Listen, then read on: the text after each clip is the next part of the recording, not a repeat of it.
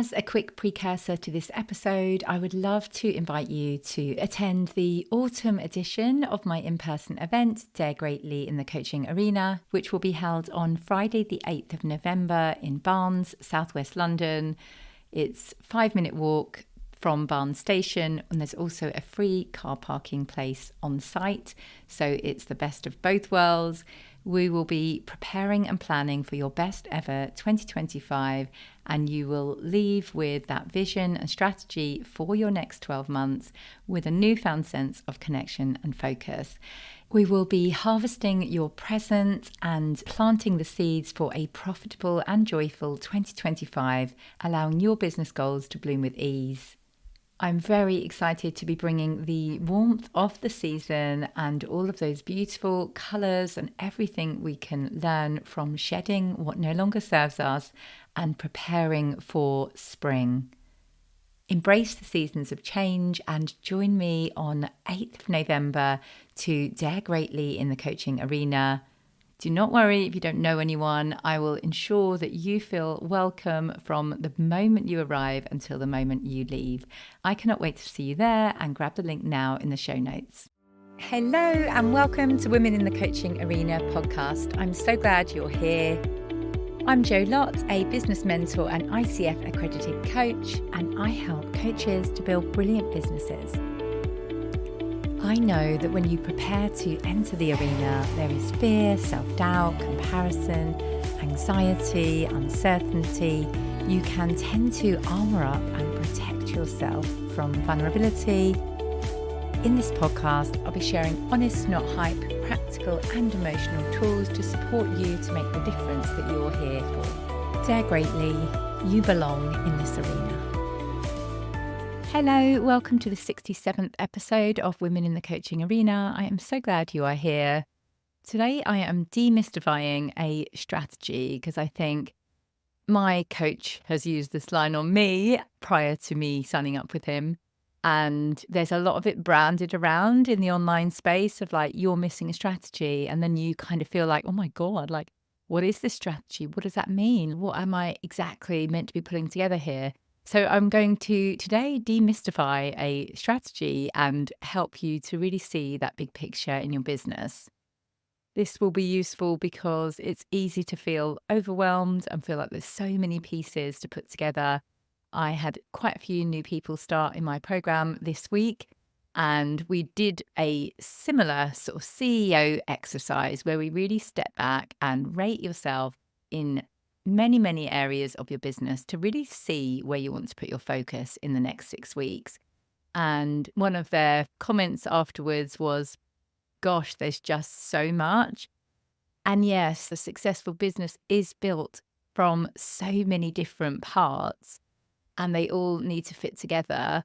But I think if you take the time to do an exercise like this, at least you understand these parts and understand where you can just create incremental change to begin to seamlessly get things working for you. So let's start with changing the word strategy to plan. That's literally all it is, a plan to build your business, how you intend to grow it. And this can be a strategy in your head. I can guarantee you can build a 6-figure business with a strategy in your head. So do not go down any rabbit holes thinking you need to spend months on a business plan prior to doing any work on your business. I think when you're starting out, fast, messy action is the right approach. And then fine, you might want to take more time to prepare all this stuff when you get some money in the bank and have started to take some action. So again, it's a plan which helps you to actually take action. That's the entire point of your plan. And it's worth saying that it's fluid and will change as you change and as your business changes. There is no right way of doing this. I've been blessed with some amazing people joining my program at the moment from hugely different fields, lots of different sort of scientific background and doctors and different people with different minds to me who love spreadsheets, planning, goals, analysing. So it's been an absolute joy to be able to bring some certain concepts together in my way and for them to think, this is how I'd do it. I'd create a mind map, for example. And to be able to bring these minds together is amazing. And it was also really interesting because I came to our group call with a scorecard of lead generating activities. So to be able to challenge people to, for example, get 20 points each week by choosing some of these particular tasks, and each are allocated a different amount of points, depending on how much you don't like doing them. So usually it's the ones that we don't like doing, which are going to be the most powerful exercises. So what I found interesting was how easy it was to get distracted by creating a better looking scorecard than taking the lead generating action. So that's the perfect analogy for this. Do not start Googling business plans and spending ages becoming distracted with creating something really fancy.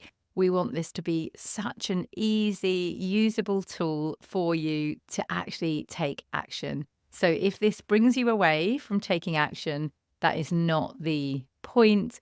I would allow yourself maybe a maximum of 2 or 3 hours or half a day or something to bring this together as a first draft, and then start taking your action and seeing what comes of it and iterate as you go. Let's outline what I see as 5 core components to your strategy. So the first is clarity, and this is on your purpose, your why, your mission, your vision, your brand. And I really think this needs to go first because what I've also seen a lot recently is people who don't really want to build a business, but kind of want to. And I think without that really strong desire, mission, why behind why you're doing this work, you cannot succeed. So, this is where it begins. Really hook into your mission, why this is important to you to make happen. How do you want to make people feel when they come across your work?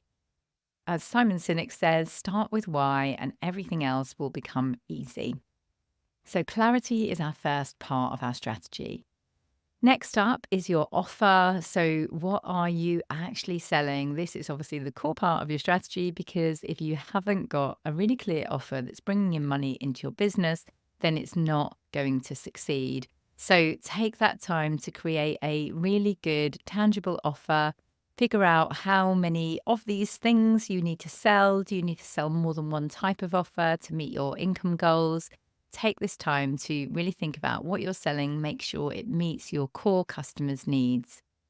Okay, so moving on to step 3. So, first we have clarity, step 1, offer, step 2. Now on to marketing. So, how are you going to get your business out there and get known? What platforms are you going to use? What other type of marketing might you like to use? Are you going to do any in-person stuff or is it all online? Really thinking about your strengths as to how are you going to consistently show up, thinking about different touch points. Often people need to see you in several places to really begin to see you and feel like it is a message that you keep showing up. I did a talk yesterday to a group of coaches, and one of them was amazing because she was like, oh my gosh, someone has just recommended you in Scotland, and I had absolutely no idea you were part of this group. And so it's just such a coincidence that I've literally been binging on your podcasts, and now, like, here you are talking to me in this group.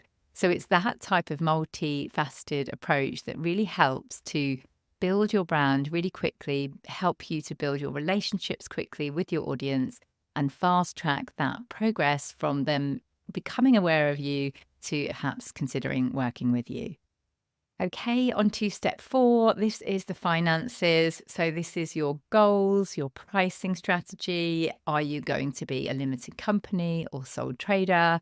Are you going to keep track of those finances and ensure that somehow you do what it takes to reach your financial goals?